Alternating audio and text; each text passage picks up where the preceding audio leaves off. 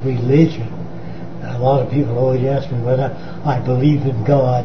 I once asked Einstein that question, do you believe in God? And he said, which one? The Jewish guy's God says, if a man takes your son's eye out, you take his son's eye out. Call an eye for an eye and a tooth for a tooth. The Christian God says, when a man strikes you, turn the other cheek. So all these gods are so different. I believe that most gods were made by man in his image. He's a kind of an uneducated person who gets angry, creates floods, disease, and if you don't follow the biblical teachings, all of them, you burn in hell eternally. This doesn't sound like God. It sounds like a psychopath. I've never found a God that wasn't like the people that created it. They create God in their own image. He makes a man and a woman, and then he creates a tempter to tempt them to do other. This doesn't sound like God. This is a man-made fairy tale. That's terrible. Now, if Noah's Ark existed, it would have to be about a mile long. And where did he get the polar bears from? And how did he stop these animals from eating each other? And how can he build a boat a mile long? The stories in the Bible are so fantastic and ridiculous, I read it as I do the comic strips. I'm so sorry that people have a need for that low-grade substance.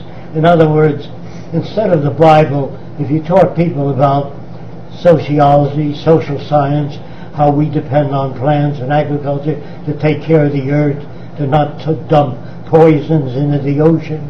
If you don't know this, about 45 years ago, the U.S. Army dumped 65 tons of nerve gas off the coast of Miami. Don't take my word for it. It's available in any book on marine sciences. So you see, you live in a world that's comprised of very ignorant people. They're not born that way. They're made that way by society. Just as a person in the South speaks with a Southern accent, that's what I mean by the influence of environment. When a Southerner says, I'm going to give me a nigger, I'm going to kick his butt, that's picked up from the environment. That is not part of human nature. There is no human nature. Human behavior can be shaped by different cultures to hate different people. And that's what you had in Nazi Germany. That's what you had in any fascist country. You have the control of the military-industrial complex. And that's what your problem is today. We're moving rapidly in the direction of fascism. Politicians do not know how to solve problems. They don't even know what the problem is. They don't even know what questions to ask. Politics is not the answer. And we're going to go continuously downhill with all the other monetary systems unless we utilize more science and technology, and we're not about to do that because the public doesn't even know what science means. It's everything you have in your home that works. The electric light, the washing machine, the electric range, the automobile, the flying machine. Politicians never gave you anything but words. Remember, politicians say things people like to hear. They don't speak the truth. They never did. They'd never get elected if they did. But if you take army men, they talk of national defense, building armament, radar, all kinds of military defense systems. They are comprised of very ignorant men because their main business is killing machines. And soldiers are essentially killing machines. They teach young people how to kill. We would take all the soldiers and teach them to become problem solvers. That's what hurts people. A lack of knowledge, lack of answers, what to do about problems. We never talk about it. It's very easy to say it's human nature. There is no such thing as human nature. That's something made up by people that didn't understand what shaped human behavior.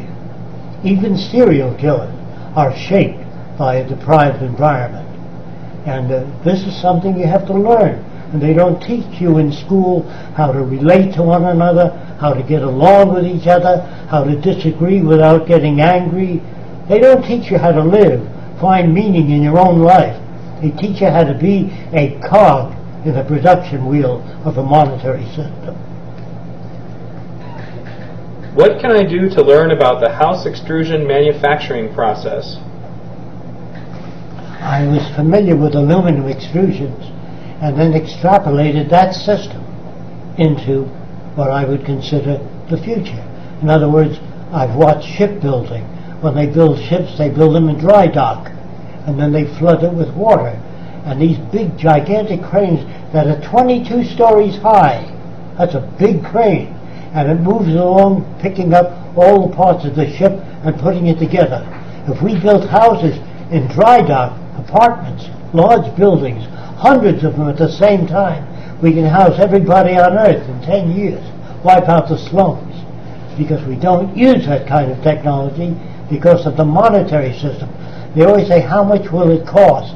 That isn't even the question. The real question is, do we have the resources? Yes, we do. In times of war, we make battleships, killing machines, thousands of airplanes. Where does all that money come from right away? We didn't have much money, but we did have resources. So you see, it's the resources that count. If you still don't understand what I'm talking about, if you're stranded on an island with $10 million and gold, if the island has no water, no arable land, and no fish, you have nothing. Money is a nothing thing. It represents nothing but an old value. Our language was designed hundreds of years ago, and we still use ancient language. I say, I'll see you with the size, the takes of directions. We still use a language that was designed so many years ago, it's almost impossible to talk to one another. We talk at each other. Okay. Let's see, will be archived. Do you believe that global warming is caused by carbon emissions, or is it or is it a lie created to manipulate the public? I believe it's aided to with carbon emissions. I believe there are many other natural gases coming out of the earth, volcanic gases and forest fires and many other things are involved in global warming. What we have to do is develop a technology to handle tsunamis, earthquakes. We have to design buildings that remain upright or stay sustainable even in a hurricane. If you use an inverted cone, no hurricane or tornado can tear that building apart. An inverted cone will cause the air to whirl around it, but it will not take the roof off.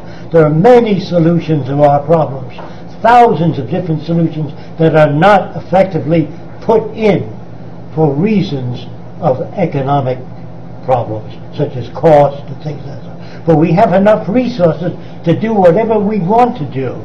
Just picture this. If all the money in the world disappeared tomorrow morning, as long as you have factories, farms, you can feed people. It isn't money that sustains society. It's resources. If you run out of resources, no matter who you elect, even if you elected the most ethical people in the world, if you ran out of resources, be lying, cheating, stealing, and killing. It has nothing to do with ethical people. It has to do with the intelligent management of the Earth's resources. Okay, let me pull up another one here. By the way, guys, you guys were talking about the headline that Jacque was talking about the United States planning to bomb other countries. Roxanne is right now going up to the house to get the newspaper clipping, and I'm going to show it to you here on the camera.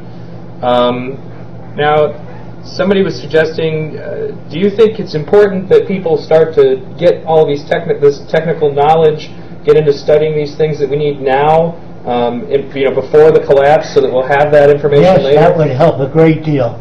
Study computer sciences, programming, robotics. That's where the future is going, if we get to the future. If we're so stupid as to declare war on other nations and spend most of our energies and waste our lives on war, your society is managed by extremely ignorant people. We won't even make the history books of the future. We're so backward in so many areas, technically. So study science, technology, ways of solving problems.